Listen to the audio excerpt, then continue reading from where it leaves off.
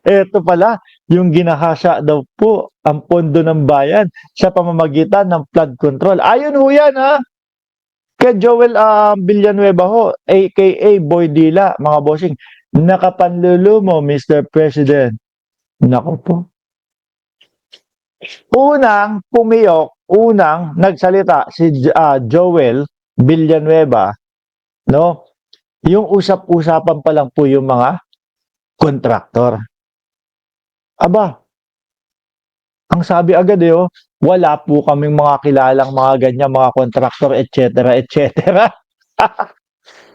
So, hindi po kami nabibilang o hindi po kami mga nasasama. Wala po akong kilalang mga senador na nabibilang po sa mga ganitong ganyan.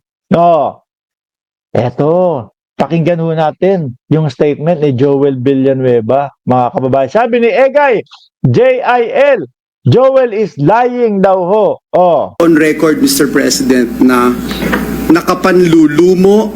Oy. Grabe no, with acting pa. With matching bagal ng salita, with matching, yung tipo bang nakapanlulumo. Nanlulumo yata ang mamamayang Pilipino sa inyo. No? Nakakagalit at nakakakulo ng dugo, Mr. President, na marinig at makita right before our very eyes. Ginahasa po ng flood control program ng gobyerno ang aming lalawigan sa Bulacan. No. Nasisipa. Dapat nasisipa ho ang gobyerno, mga kababayan. Ginahasa po ng program ng gobyerno, no? Ayan nga o si Pangulong Bongbong Marcos ang nagsisiyasat, nag-iimbestiga, unang-unang umaalam kung bakit at kung nasaan yung mga ghost flood control. At ang sabi ng Congress, hindi po sa amin galing yan, yung mga flood control na yan. At may pinakita yung mga insertion, di ba? May mga pinakita, mga insertion po galing sa Senate. Oh, at ang nangunguna doon sa insertion na yon, mga bossing, pagdating po sa flood control, Bulacan. 100, kulang na nga lang po, konti na lang ang kulang, 3 bilyon na po, mga bossing. 3 bilyon na, mga kababayan. Yung flood control na yun. Pero ano po, ang daming mga kababayan natin na mula po sa Bulacan ang nagsasabi, hindi po namin maramdaman yung mga solusyon nila sa flood control. Sabi ni Angelito Lagos, dahil kasama siya dyan. Kaya nga nagpapatawa si Joel eh, di naman kalbo. Di ba? Galing magdrama. Oh. Alam nyo ho, hindi kami ang sumisira sa kanila. Nakikita ng mamamayang Pilipino yung paiba-ibang statements nila. Nakikita ng mamamayang Pilipino kung paano sila maging bastos. Doon na lang po sa Senate. Di ba? Oh, nagalit na yung mamamayang Pilipino dito kay Villanueva. Doon sa, dahil nga, totoo yung sinasabi ni Risa Ontiveros, at hindi yun yung gusto nilang mangyari, babastusin nila. Babastusin nila. No, hindi nila kayang talunin sa debatihan, hindi nila kayang talunin sa pagpapaliwanagan. Kaya ang ginawa nila, sabayan mo yung salita niya para huminto na siya. Tama po ba yun? Yun po ba ang utos ng pastor, mambastos, tapos sabay dila? Banal na aso, santong kabayo, yung mga ganun ho. No? Yung mga amen, amen, amen ako. Amen, amen, amen ako. Tapos kapag wala na, iba na yung ginagawa. Naku, may bahay kami sa Bulacan. Sabi ni, paano ko babasahin to? Trice G? Oh. Naku, may bahay kami sa Bulacan. Umalis ako doon kasi bahain. Wala silang wenta noon pa man. Pataas ng pataas lang ang tubig. Hanggang ngayon, mga kababayan, dahil may mga kamag-anak kami doon nakatira at hindi nila maiwanan. Siyempre, kumbaga, dito na tayo, lumaki, nandito na yung mga kaibigan natin, nandito na lahat kaya hindi mga makaalis. No? Pero, visit na visit po sa baha.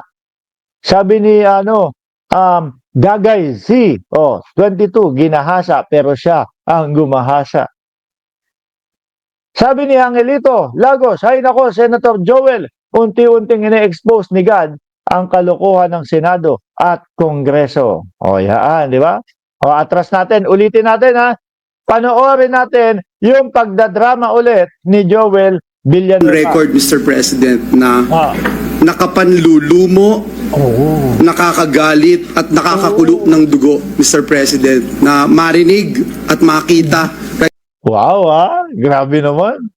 Kung ikaw kung hindi ka updated sa mga nangyayari po sa politika, mga kababayan, kung hindi ka updated doon sa mga balita, mapapaniwala ka nito no. Naku si Joel nga ang nanlulumo eh. Si Joel nga yung anak nga ni brother Eddie Villanueva ang nanlulumo eh.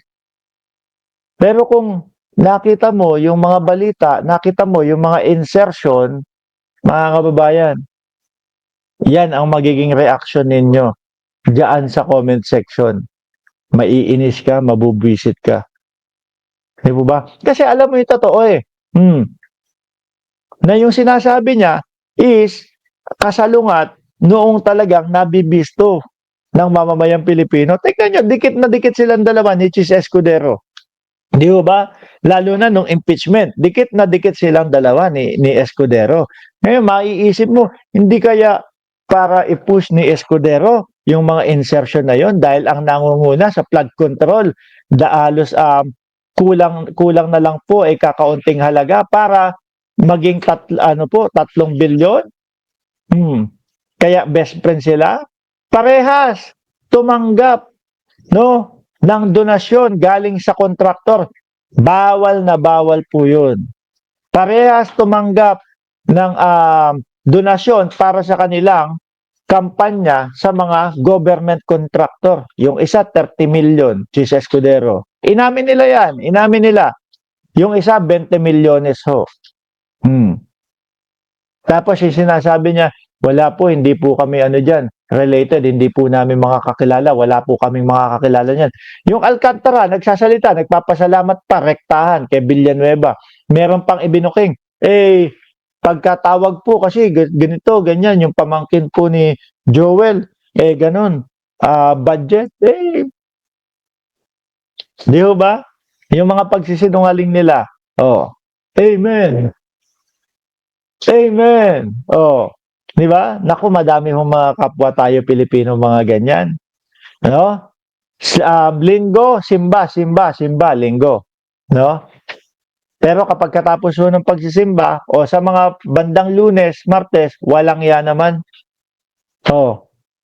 Madami tayong mga kababayan ganyan. No? Hindi pa sila makontento sa 10% worldwide sa members nila, sa sekta nila. Kumulimbat pa sa pondo niya, sanay ang magsinungaling, si Boy Dila. Diba? Sabi ko sa inyo kung alam mo yung nangyayari sa politika, hindi ka agad-agad mapapaniwala ng mga ganitong arte ni Villanueva. right before our very eyes, President, na marinig at makita right before our very eyes, ginahasa po ng flood control program ng gobyerno ang aming Grabe nasisi pa sa gobyerno. Buti nabanggit yan ni Kong sa Batangas. Mag-ingat sa mga bulaang mga ngaral katulad ni Villanueva, sabi ni Sir Eseng Mariano. Ngayon ho, mga bossing, alisin natin yan. Live po sa GMA, shocking news, Mr. Duterte arrival at Davao International Airport with Russian private plane. Oh my, wow.